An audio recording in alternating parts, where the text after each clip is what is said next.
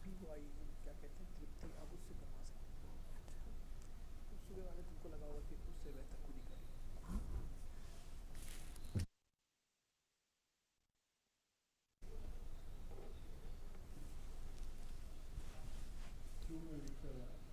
हाँ कोई नहीं, कहेंगे तो हम तो इसीलिए पहले आ गए, मान लो चेंज करना पड़ेगा तो पीएम का मामला है सर।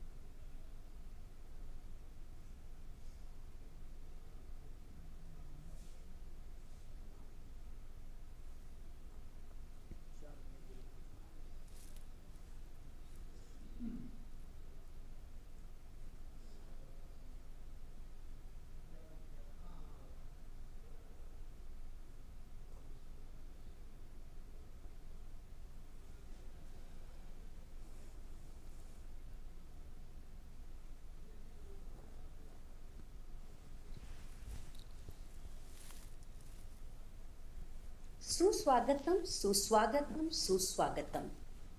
अपने दूरदर्शी एवं अभिनव दृष्टिकोण से भारत को नई ऊंचाइयों पर ले जाने के लिए सतत प्रयत्नशील परम आदरणीय प्रधानमंत्री जी, आपके द्वारा विकसित भारत निर्माण के संकल्प को सिद्ध करने की दिशा में अमृत भारत स्टेशन योजना के अंतर्गत रेलवे स्टेशनों को पुनर्विकसित कर उनका कायाकल्प किया जा रहा है और इसी क्रम में आज पूरे भारतवर्ष में 508 रेलवे स्टेशनों के पुनर्विकास की आधारशिला रखी जा रही है।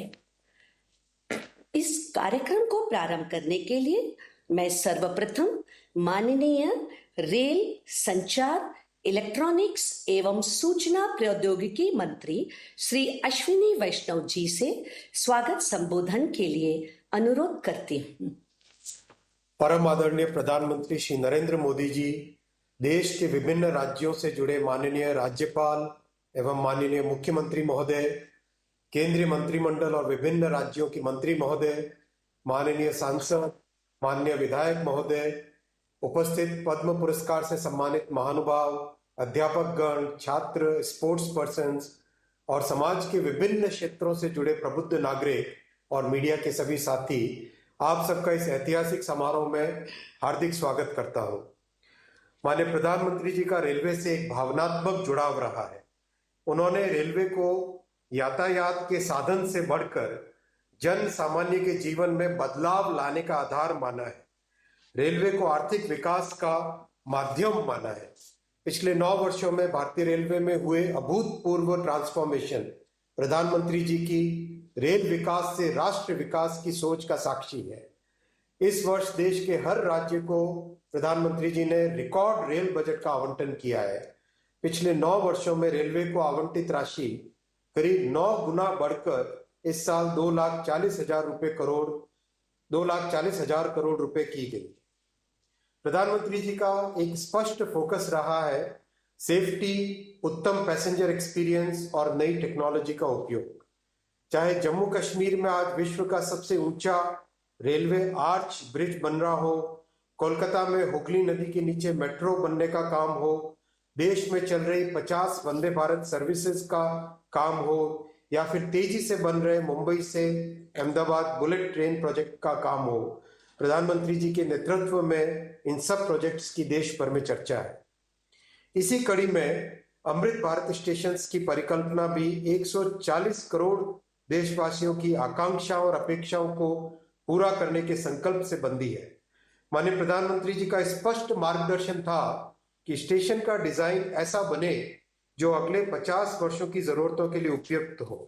ऐसे वर्ल्ड क्लास डिजाइन्स पे काम करके आज 508 स्टेशंस का फाउंडेशन स्टोन माननीय प्रधानमंत्री जी ले करेंगे।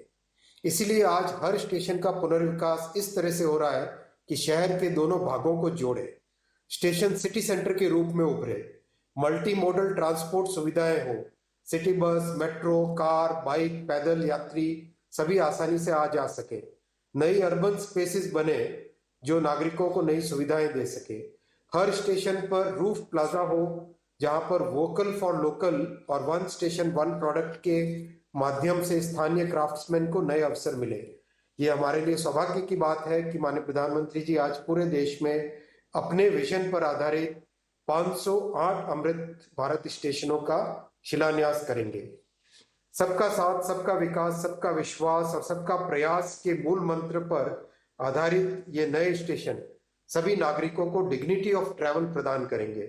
कुल 24,500 करोड़ रुपए की लागत से बन रहे इन स्टेशनों पर बच्चे, माताएं, वरिष्ठ नागरिक, दिव्यांगजन, इन सब की जरूरतों को ध्यान में रखकर सुविधाएं दी जाएंगी।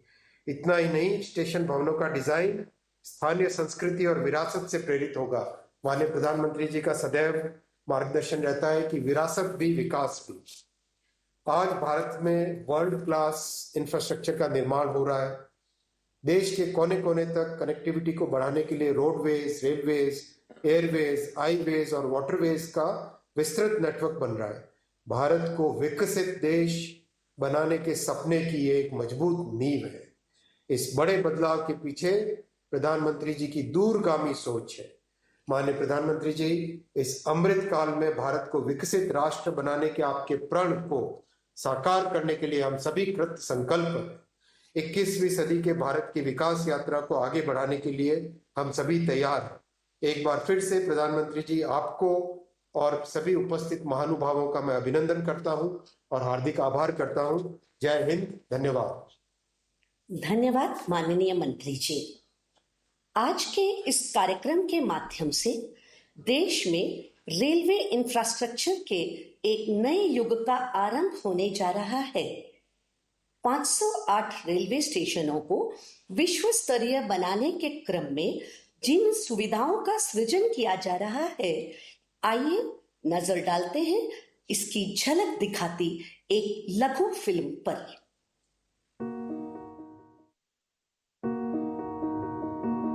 मैं भारत का रेलवे स्टेशन, गरीब, मिडिल क्लास, साधारण लोग मेरे मेहमान होते हैं।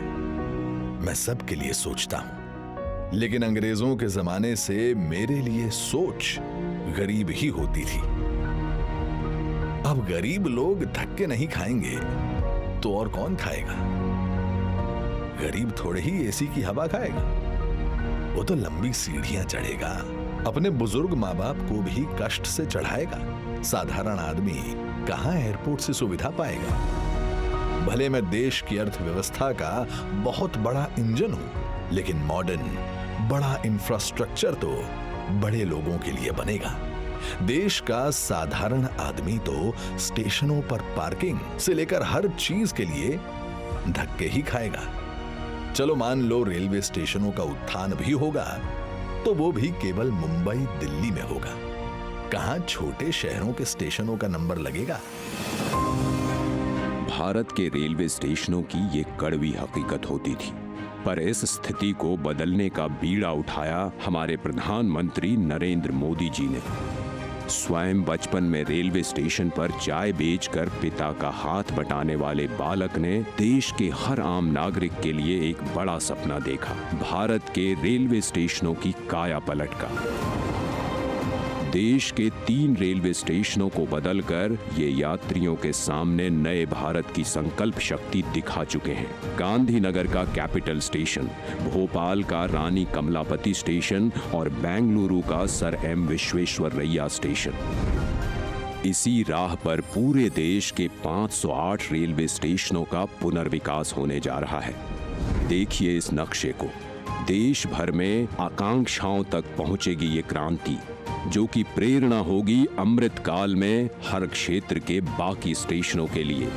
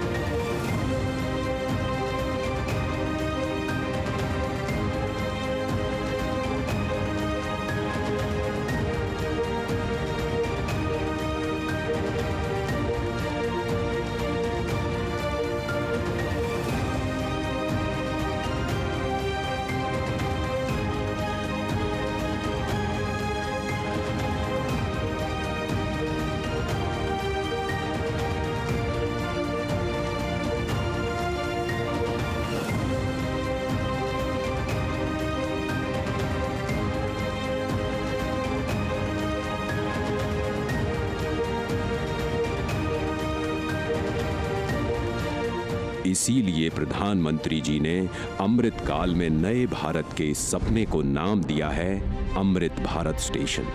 भारत की महानता, समानता और आधुनिकता का प्रतीक। सपना बड़ा तो फंड भी बड़ा।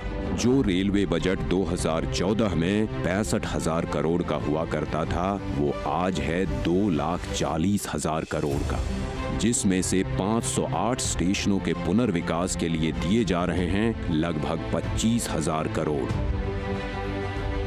लक्ष्य यही है कि सामान्य यात्रियों को बेहतर सुविधा मिले, काम के लिए आना जाना आसान हो। पता है, अन्य देशों की तरह हमारे देश के रेलवे स्टेशन केवल रेलवे स्टेशन नहीं होते। यहाँ इमोशन भी है, यादें भी, ठिठोलियां भी और राहत भी। सांस्कृतिक आदान प्रदान के केंद्र भी होते हैं हमारे स्टेशन। इतनी महान संस्कृति एवं वास्तुकला को अब प्रदर्शित करेंगे हमारे नए अमृत रेलवे स्टेशन, ताकि यहाँ खींचे जाने वाली हर सेल्फी के साथ भारत और जुड़े और जिए और खिले। ऐसे शानदार स्टेशन पहले लोग विदेशों में ही देखते थे। अब भारत में भी ऐसे स्टेशन बन रहे हैं। तो अब हमारे स्टेशन होंगे जानदार भी और शानदार भी। यहाँ एयरपोर्ट्स की तरह मल्टी लेवल पार्किंग होगी, प्रवेश निकास के अलग अलग द्वार होंगे। यहाँ सुंदर एग्जीक्यूटिव लॉन्ज, यात्री प्रतीक्षालय होंगे। यहाँ सीसीटीवी से निगरानी होगी, फ्री वाईफाई होगा। और सोचिए, लिफ्ट और एस्केलेटर से कितने बुजुर्गों, दिव्यांगों की यात्रा सुखद होंगी। अब दिव्यांगों की सुविधा के लिए हमारे स्टेशनों पर ब्रेल लिपि वाले साइनेज भी होंगे। पर्यावरण को भी पीछे नहीं छोड़ेंगे हमारे अमृत स्टेशंस। ये सभी इमारतें बनेंगी ग्रीन बिल्डिंग मापदंडों के अनुसार और समुचित प्रकाश व्यवस्था से युक्त होंगे स्टेशंस। और सभी स्टेशनों में दोनों ओर सुनिश्चित की जाएगी कनेक्टिविटी। ये नए विकसित स्टेशन सिर्फ स्टेशनों को ही नहीं, पूरे शहर को मॉडर्न इंफ्रास्ट्रक्चर देंगे। ये स्टेशन सिर्फ रेलवे की सुविधाओं तक सीमित नहीं रहेगा, बल्कि ये मल्टी मॉडल कनेक्टिविटी का भी हब होगा। यानी बस हो, मेट्रो हो, टैक्सी हो, ऑटो हो, यातायात के हर साधन यहाँ एक ही छत के नीचे कनेक्टेड होंगे। यात्रियों की सुविधा और बेहतर मार्गदर्शन के लिए एक समान साइनेज लगाए जाएंगे। अमृत स्टेशन आइकॉनिक स्ट्रक्चर के साथ सिटी सेंटर भी बनेंगे। यहाँ होंगे भव्य रूफ प्लाजा, शॉपिंग कॉम्प्लेक्सेस, बच्चों के लिए गेमिंग जोन, फूड कोर्ट्स। अमृत स्टेशन के जरिए ये सारी खुशियां और सुविधाएं छोटे शहरों के लोगों का भी अधिकार होंगी। प्रधानमंत्री जी के परिश्रम पर देश के विश्वास का प्रतीक अमृत भारत स्टेशन। आज का भारत जो ठानता है वो कर दिखाता है। उस आत्मविश्वास का प्रतीक अमृत भारत स्टेशन।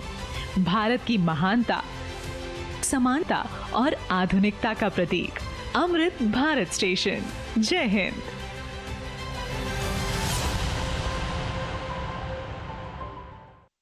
प्रधानमंत्री जी से आग्रह करती हूँ कि वे रिमोट का बटन दबाकर 508 अमृत भारत स्टेशनों के पुनर्विकास का शिलान्यास करें।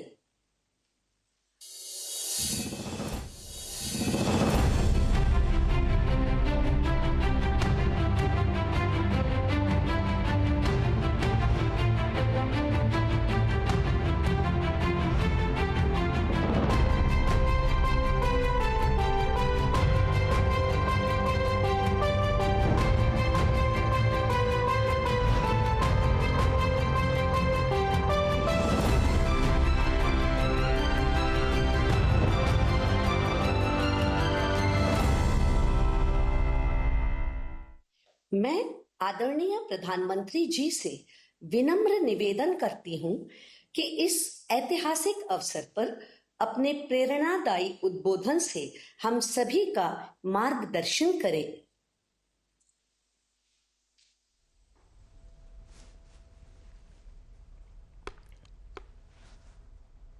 नमस्कार।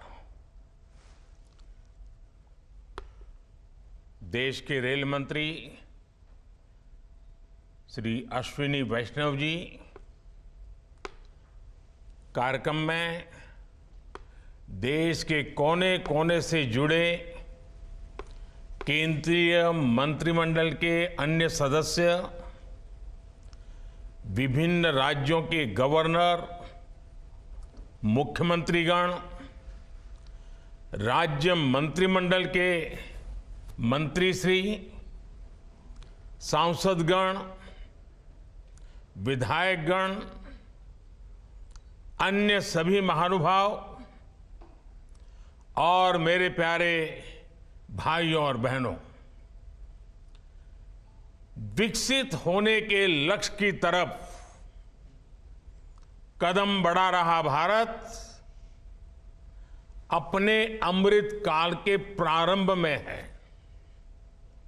नई ऊर्जा है, नई प्रेरणा है, नए संकल्प है।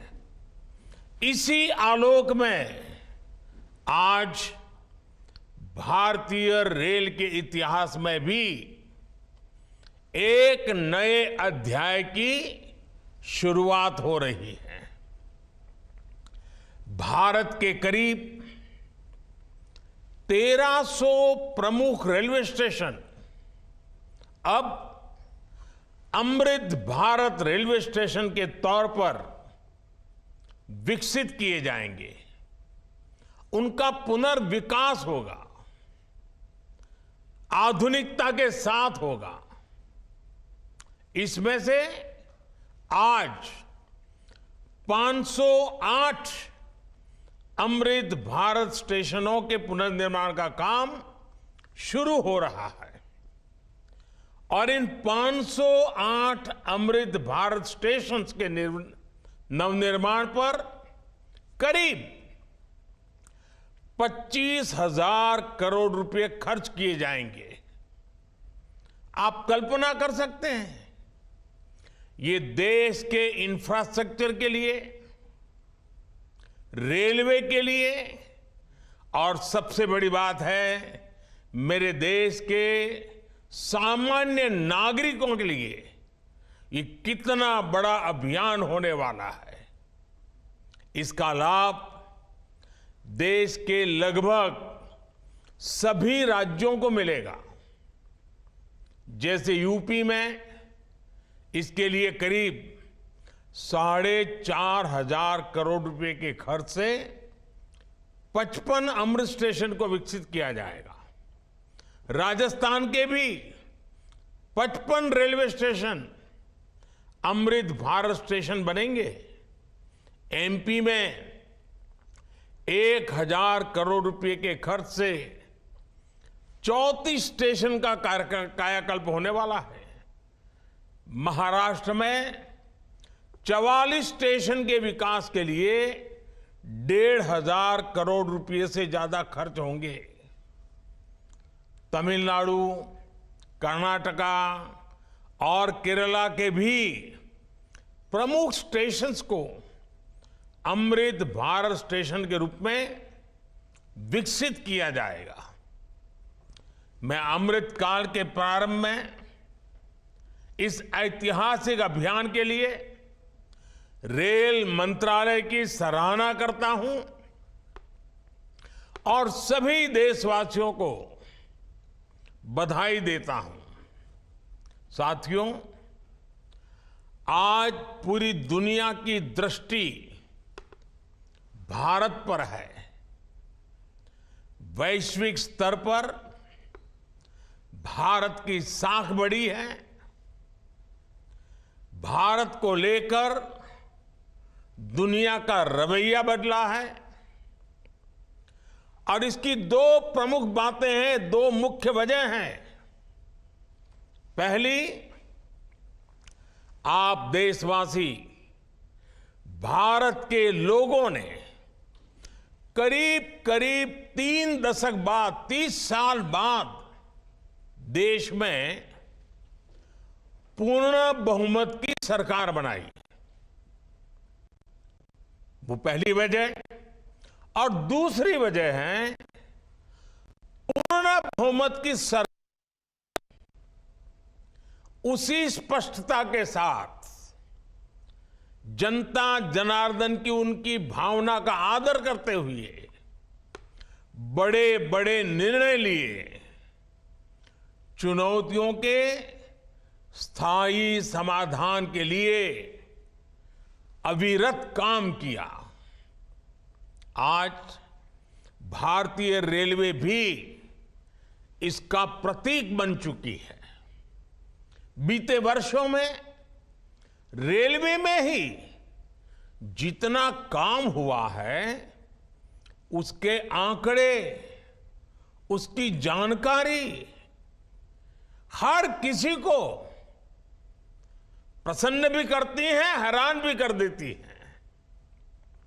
जैसे दुनिया में south Africa, Ukraine, Poland, UK और स्वीडन जैसे देशों में जितना रेल नेटवर्क है, उससे ज्यादा रेल ट्रैक हमारे देश में इन 9 वर्षों में बिछाए गए हैं।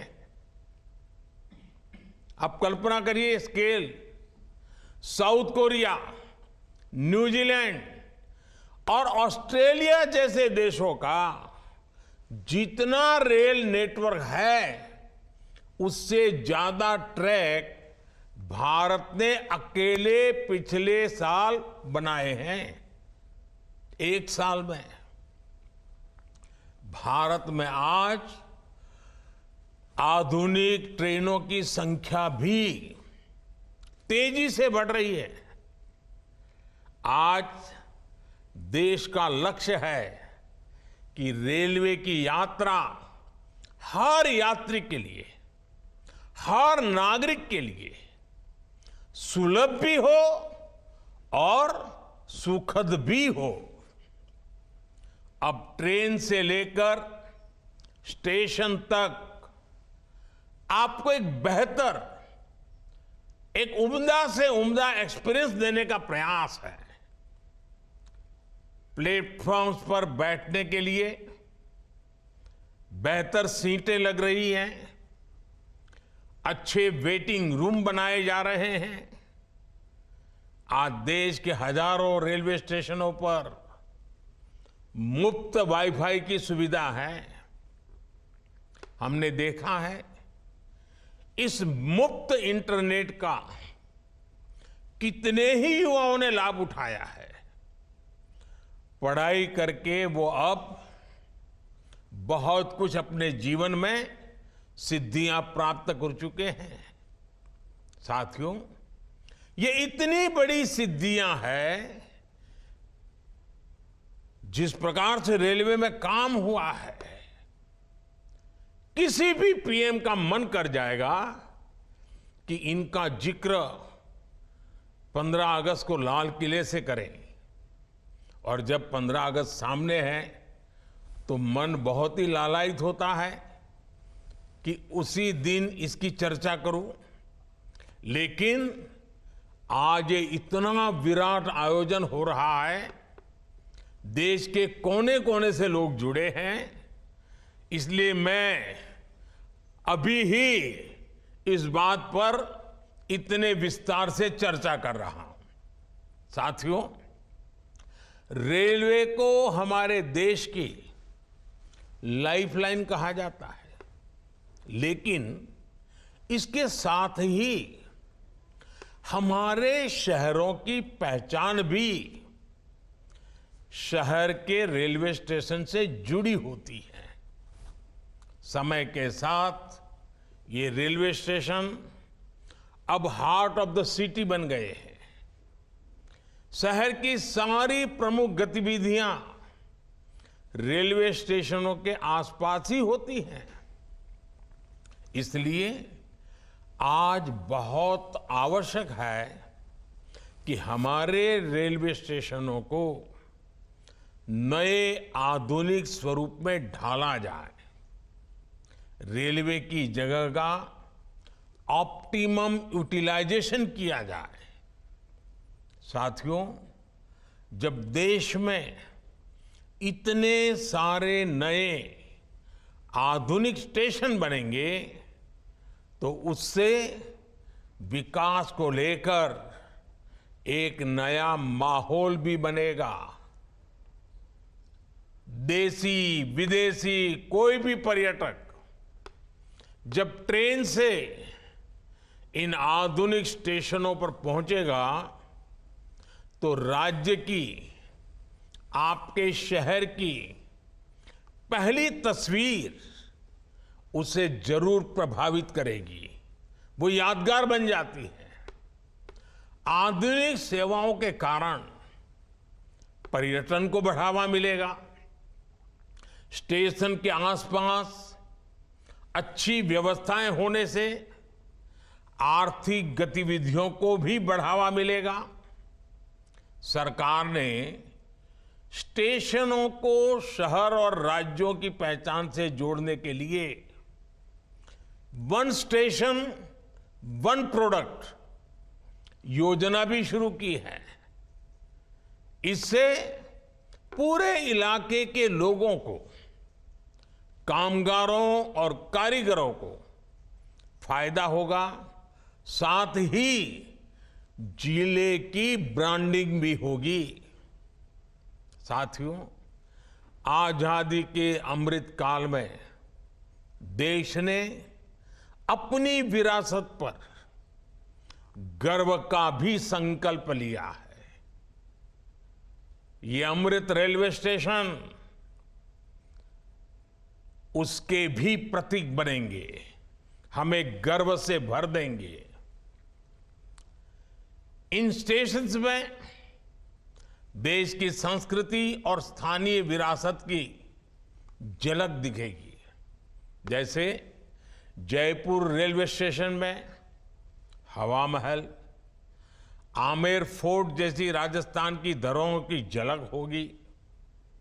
जम्मू कश्मीर का जम्मू तवी रेलवे स्टेशन प्रसिद्ध रघुनाथ मंदिर से प्रेरित होगा।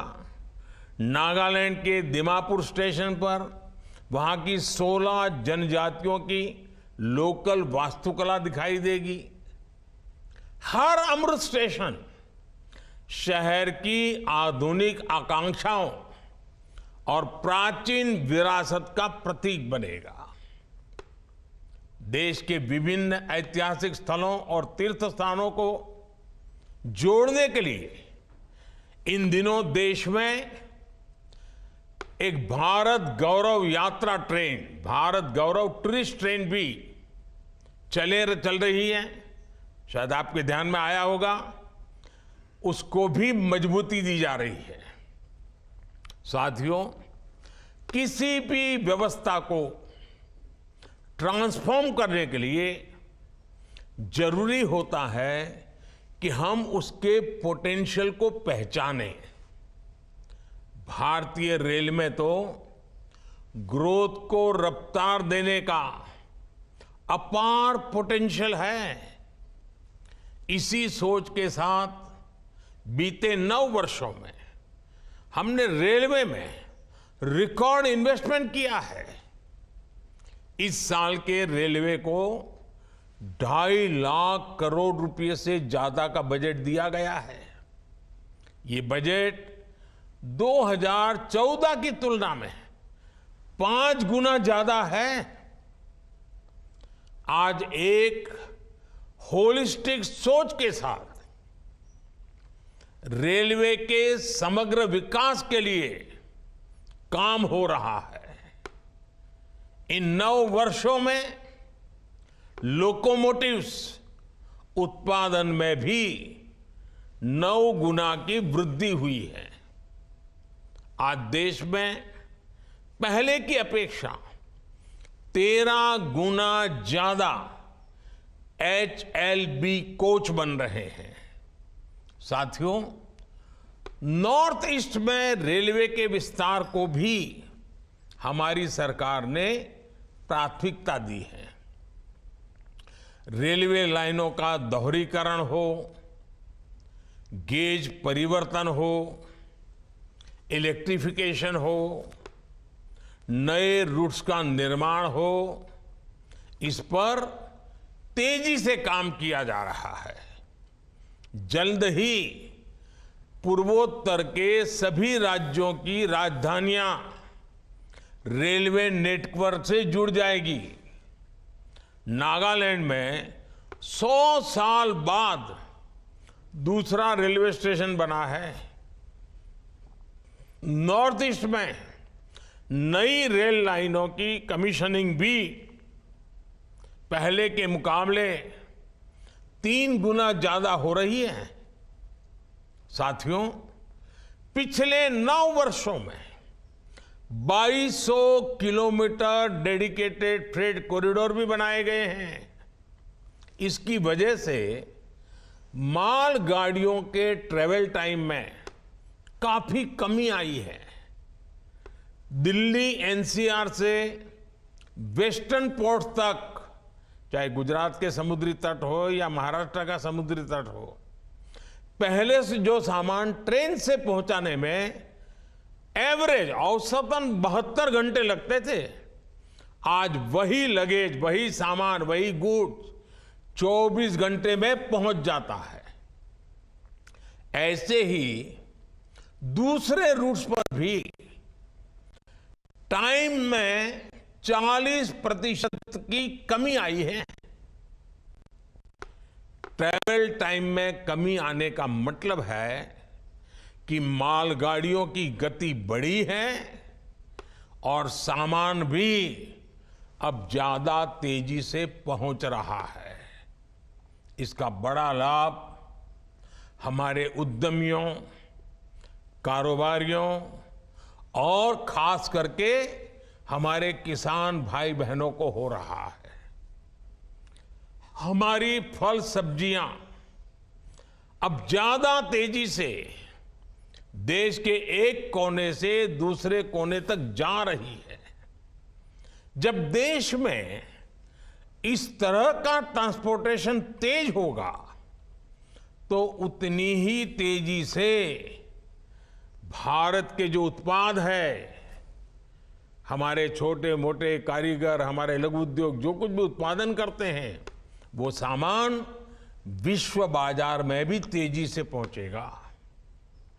साथियों, आप सभी ने देखा है कि पहले रेलवे ओवरब्रिज का कम होने के कारण कितनी दिक्कतें आती थी। 2014 से पहले देश में 6000 से भी कम रेलवे ओवरब्रिज और अंडरब्रिज थे। आज ओवरब्रिज और अंडरब्रिज की ये संख्या 10,000 से ज्यादा हो गई है। देश में बड़ी लाइन पर मानव रहित क्रॉसिंग की संख्या भी 0 हो चुकी है। रेलवे और रेलवे प्लेटफॉर्म पर यात्री सुविधाओं के निर्माण में आज बुजुर्गों की, दिव्यांगजनों की जरूरतों का विशेष ध्यान रखा जा रहा है।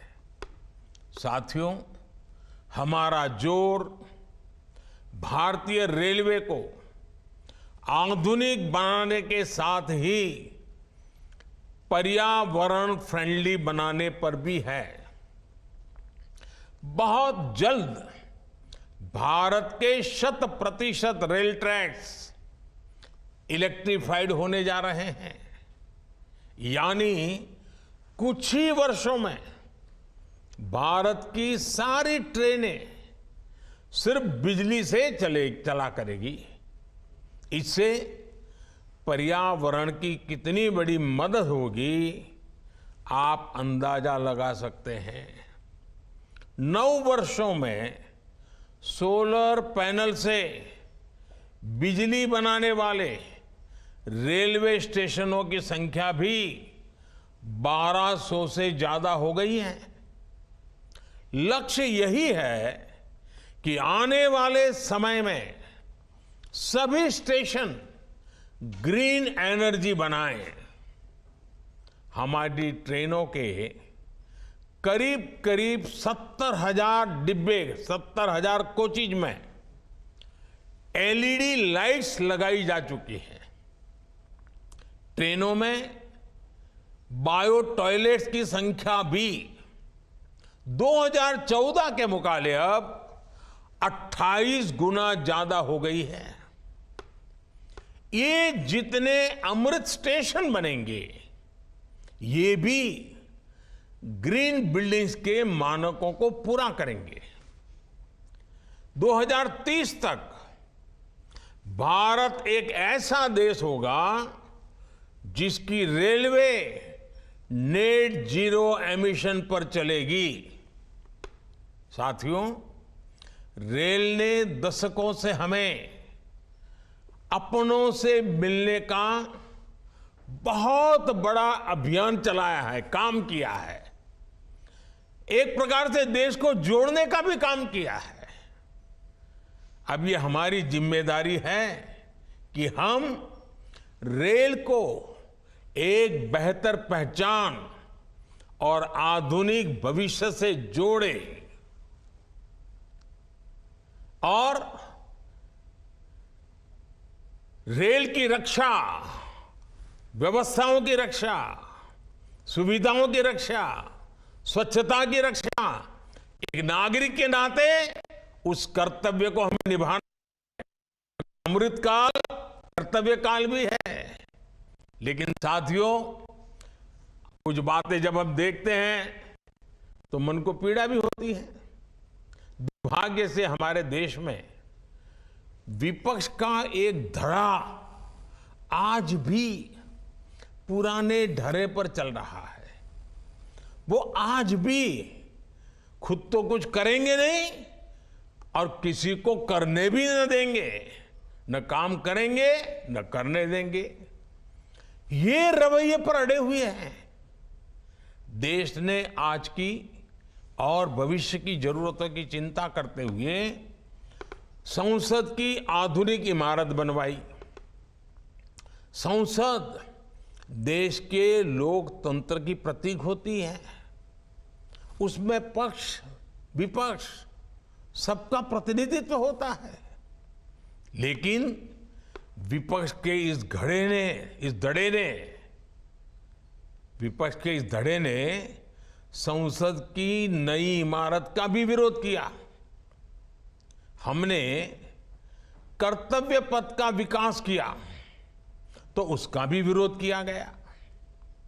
इन लोगों ने 70 साल तक देश के वीर शहीदों के लिए वॉर मेमोरियल तक नहीं बनाया। जब हमने नेशनल वॉर मेमोरियल बनाया, उसका निर्माण किया, तो इसकी भी सरेआम आलोचना करते उनको शर्म नहीं आई। सरदार वल्लभ भाई पटेल का स्टैच्यू ऑफ यूनिटी आज दुनिया की सबसे बड़ी मूर्ति है। हर हिंदुस्तानी को गर्व होता है। और कुछ राजनीतिक दल चुनाव के समय तो सरदार साहब को याद कर लेते हैं, लेकिन आज तक इनका एक भी बड़ा नेता स्टैच्यू ऑफ यूनिटी में जाकर के सरदार साहब की इस भव्य प्रतिमा के न दर्शन किए न उन्हें नमन किया है। लेकिन साथियों, हमने देश के विकास को इस सकारात्मक राजनीति से आगे बढ़ाने का फैसला किया है और इसलिए नकारात्मक राजनीति से ऊपर उठकर सकारात्मक राजनीति के मार्ग पर एक मिशन के रूप में हम चल रहे हैं।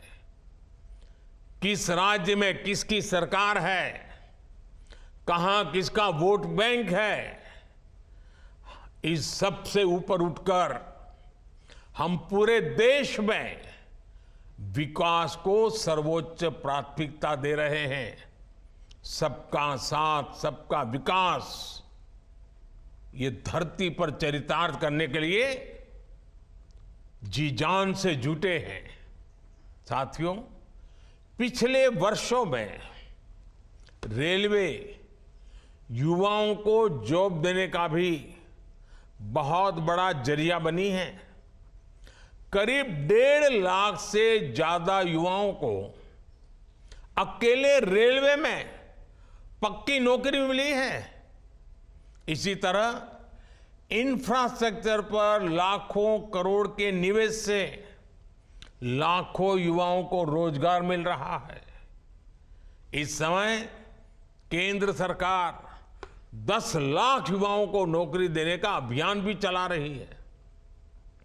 रोजगार मेलों में लगातार युवाओं को नियुक्ति पत्र मिल रहे हैं।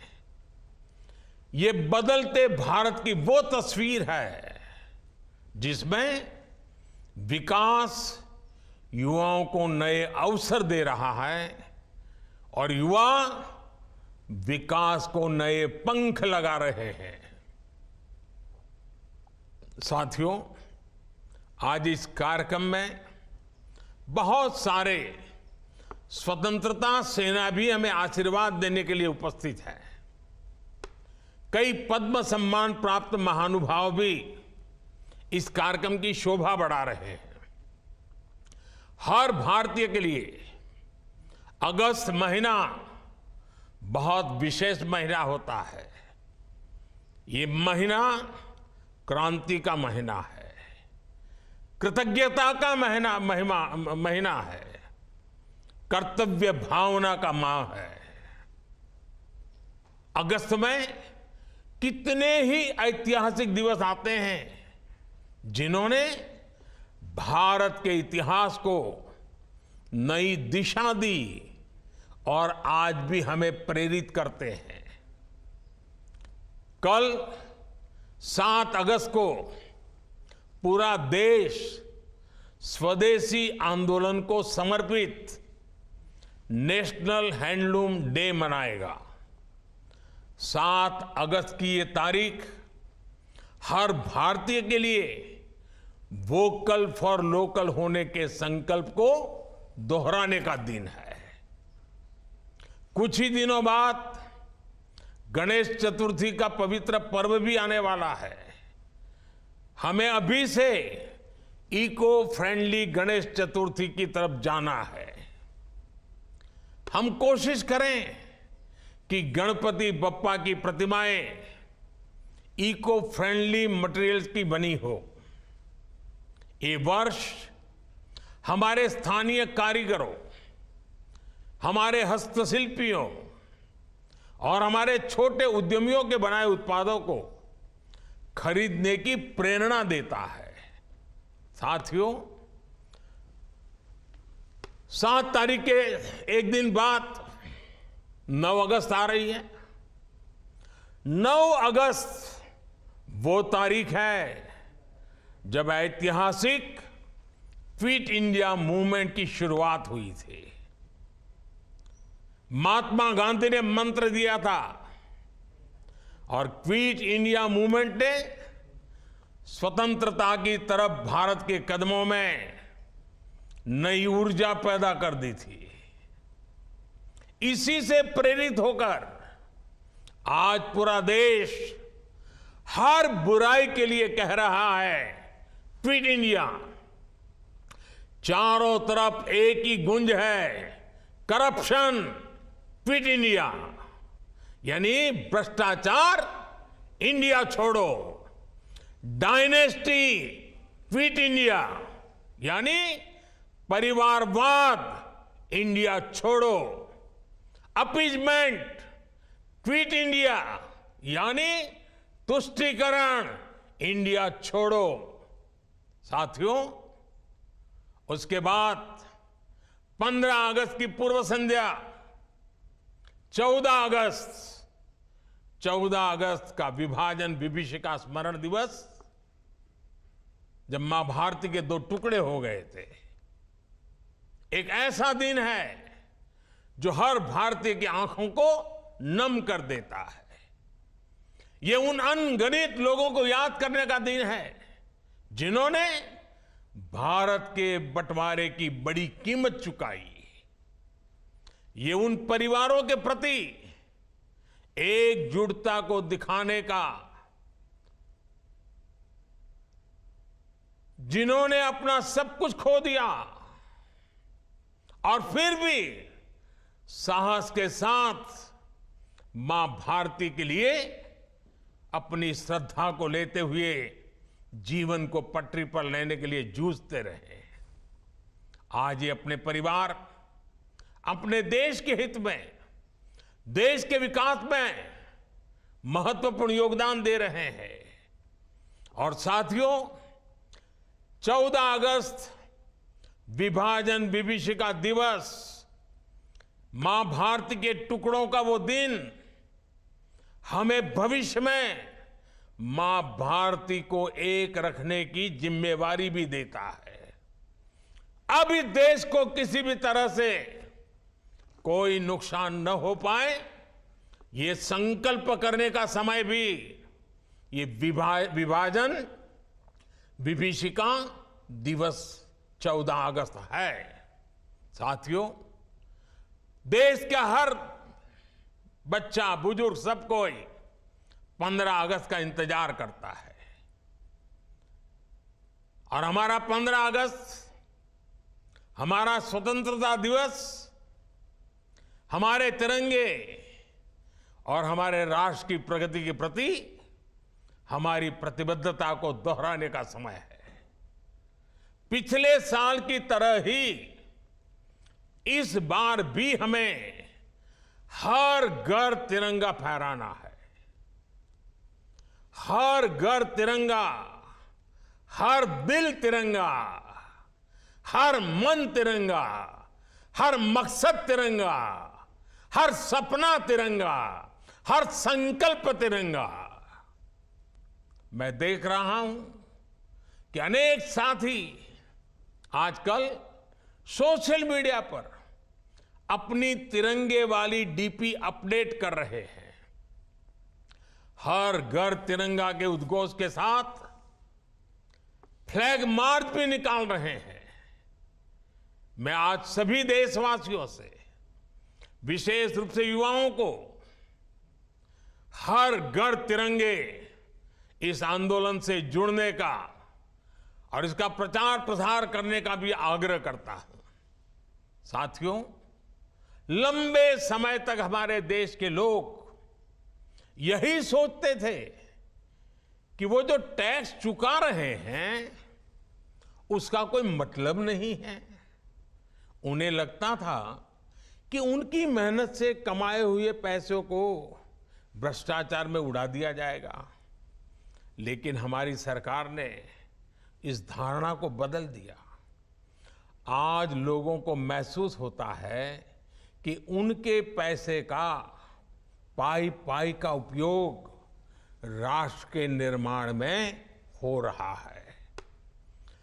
सुविधाएं बढ़ रही हैं, ईज ऑफ लिविंग बढ़ रही है। जो मुसीबतें आपको झेलनी पड़ी वो आपके बच्चों को झेलनी न पड़े, उसके लिए दिन रात काम हो रहा है। इसका परिणाम ये है कि टैक्स भरने वाले लोगों की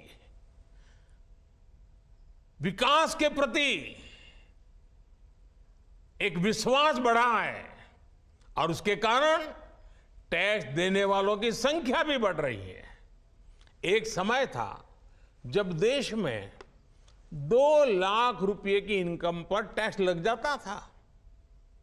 आज ये मोदी की गारंटी देखिए, आज 7 लाख रुपए तक की इनकम पर कोई टैक्स नहीं लगता। इसके बावजूद देश में जमा होने वाली इनकम टैक्स की राशि भी लगातार बढ़ रही है, जो विकास के काम आ रही है। इसका स्पष्ट संदेश है कि देश में मध्यम वर्ग का दायरा लगातार बढ़ रहा है।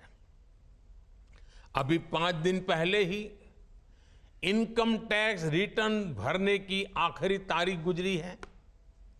इस साल हमने देखा है कि इनकम टैक्स रिटर्न भरने वालों की संख्या 16% बढ़ी है। ये दिखाता है कि लोगों का देश की सरकार पर देश में हो रहे नवनिर्माण पर और विकास की कितनी जरूरत है इस बात पर भरोसा कितना बढ़ रहा है। लोग आज देख रहे हैं कि देश में किस तरह रेलवे का कायाकल्प हो रहा है, मेट्रो का विस्तार हो रहा है। लोग आज देख रहे हैं कि देश में किस तरह एक के बाद एक नए एक्सप्रेसवे बनाए जा रहे हैं।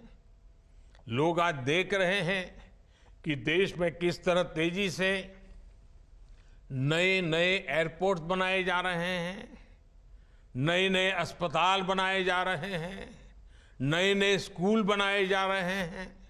जब लोग इस तरह का बदलाव देखते हैं तो ये एहसास और मजबूत होता है कि उनके पैसे से नए भारत का निर्माण हो रहा है।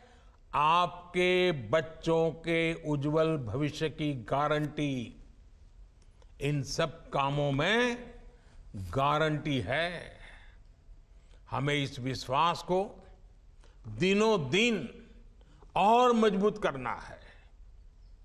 और भाई बहनों, ये जो 508 रेलवे स्टेशनों का आधुनिकीकरण हुआ है ना, ये भी उसी दिशा में उठाया गया कदम है। मैं आपको विश्वास दिलाता हूं, अमृत भारत स्टेशंस भारतीय रेल के इस कायाकल्प को एक नई ऊंचाई देंगे।